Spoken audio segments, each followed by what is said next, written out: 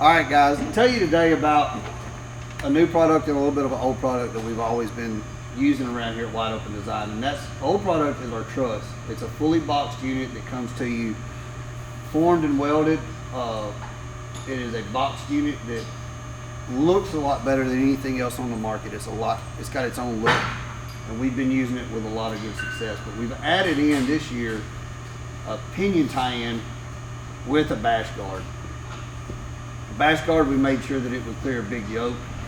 We've also came in here and we drilled and tapped this back plate to where it all unbolts really easy with no nuts that are hit up in there. This plate back here is tapped, so that comes off really easy.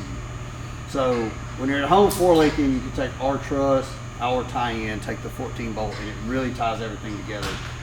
All right, so from there, we've always offered this, but we're really just trying to, let people know that we've got them, or all of our link tabs and stuff that help the guys at home, either with one of our chassis or whether or not you're just 4-linking this thing on your own. But everything we build is built around the 1 1/4 rod end with a 1-inch bolt in it. We like to use the 1-inch bolt because the neck down strength of a 3/4 bolt we've seen problems out of before.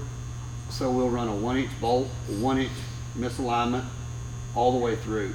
And that's about as strong of a setup as you can get. That's what all your high-end rock bouncers and your race car guys are really going to and running, and we have zero problems out of it.